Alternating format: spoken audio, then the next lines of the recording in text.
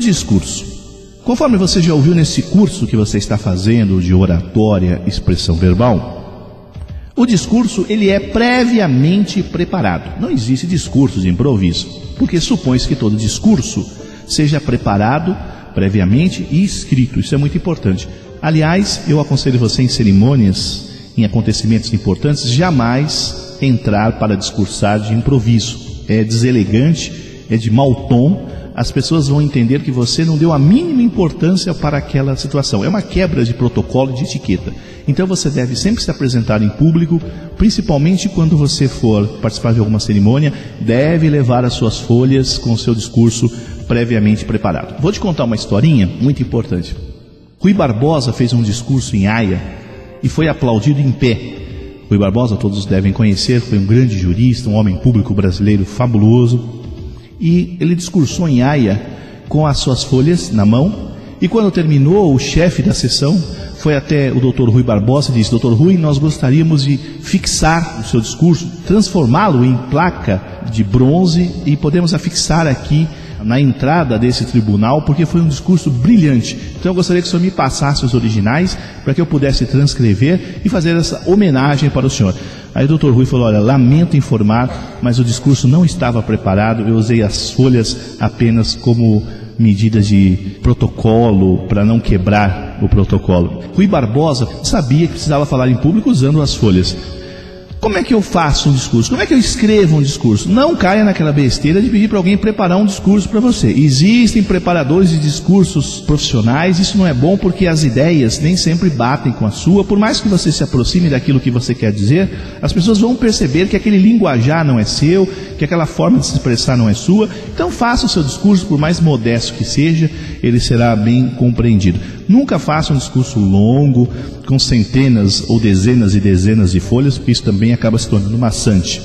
Procure fazer um discurso conciso, enxuto, que possa traduzir aquilo que realmente você quer falar.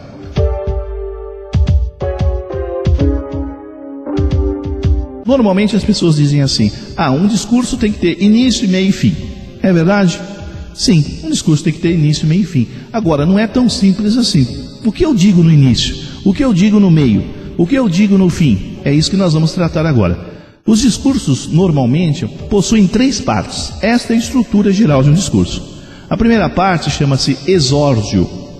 A segunda parte chama-se argumentação. E a terceira parte chama-se peroração. Professor, isso é início, meio e fim? Também é, mas não apenas o é. Vamos explicar melhor isso. O que é o exórdio? Exórdio é a abertura, é o início, é o cabeçalho do seu discurso. Dentro do exórdio, você vai fazer a abertura, os agradecimentos. A abertura é aquele famoso: excelentíssimo senhor, presidente da república, digníssimo doutor fulano de tal. Aliás, nunca comece um discurso sem primeiro citar as autoridades presentes, começando da mais importante hierarquicamente até as outras. Mas e se tiver 50 autoridades, eu vou falar o nome de todas? Vai aí uma dica para você. Se tiver 30 vereadores, ou 20 pastores, ou 30 padres, você pode dizer: Reverendo Maurício Branco, em seu nome eu saúdo as demais autoridades religiosas. Quando tiver mais autoridades de um mesmo segmento, você pode selecionar um e em seu nome agradecer os presentes.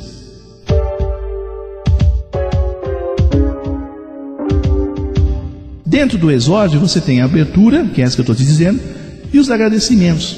Tipo: eu estou muito feliz de estar aqui, obrigado pelo convite, qualquer coisa dentro desse sentido. No exórdio você vai criar os tópicos que serão abordados no seu discurso. São as velhas e famosas chamadas.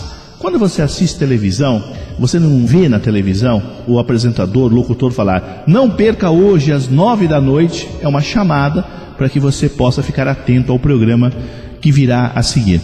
Então, dentro do exórdio, você deve fazer uma chamada. Olha, daqui a pouco eu vou falar para vocês porque milhões e milhões de crianças continuam morrendo no Brasil, por exemplo. É uma chamada, é uma forma de você prender a atenção, o público ficar mais atento ao seu discurso, porque você fez uma chamada, você destacou um tópico que você vai abordar com mais eficácia no seu discurso.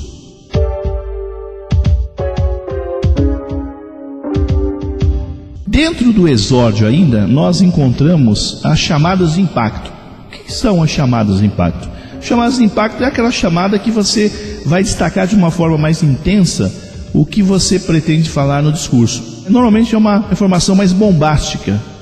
Vamos dar um exemplo. O Brasil perdeu milhões no ano passado por não ter fiscais nas fronteiras. Então as pessoas vão querer saber quantos milhões o Brasil perdeu, que parte da fronteira está sendo atacada e tudo mais. Então, dentro do exórdio, você deve desenvolver tudo isso. Fazer uma boa abertura, não esquecer dos agradecimentos, selecionar os tópicos que você vai falar no seu discurso, fazer uma chamada de impacto. Assim você vai conseguir desenvolver um discurso de qualidade. O seu discurso deve ser curto, não faça um discurso muito longo, deve ter linguagem fácil, não use aquelas palavras do fundo do baú que ninguém mais usa, que caiu em desuso, aquela linguagem muito rebuscada.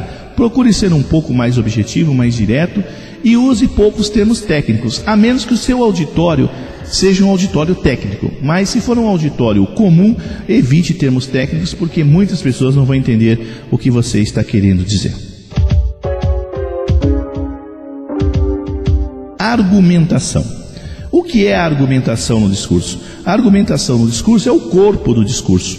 É propriamente dito o discurso em si. Dentro da argumentação, então você vai poder expor as suas ideias, vai poder desenvolver com maior tranquilidade aquilo que você gostaria de dizer. Então, o corpo do discurso é a argumentação. Dentro da argumentação, você vai encontrar, então, várias técnicas para sustentar aquilo que você está falando.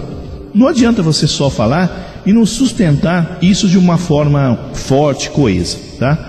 A argumentação é o corpo do discurso, é onde você vai colocar todas as suas ideias e a sua sustentação dessas ideias.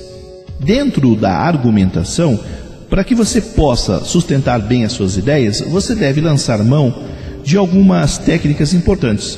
Por exemplo, usar analogias, comparações, citar exemplos, estatísticas, utilizar citações, de preferência com uma fonte, e interagir com a plateia.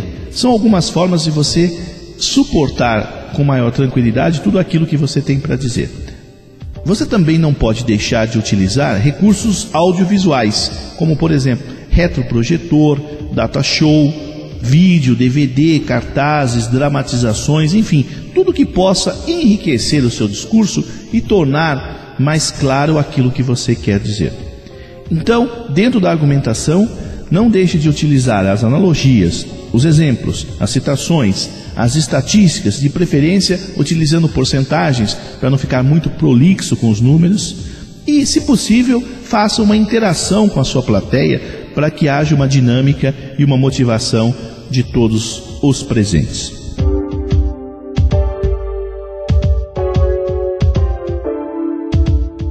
Peroração. A peroração, então, é a finalização, o encerramento, o término do seu discurso. Finalizar como? Perguntam para mim. Agradecendo. Os agradecimentos são ainda muito válidos e importantes quando você vai terminar uma apresentação verbal. Outro ponto importante é você ressaltar algum tópico que você queira deixar fixado na cabeça, na mente das pessoas. Então, claro, você falou 20, 30 minutos.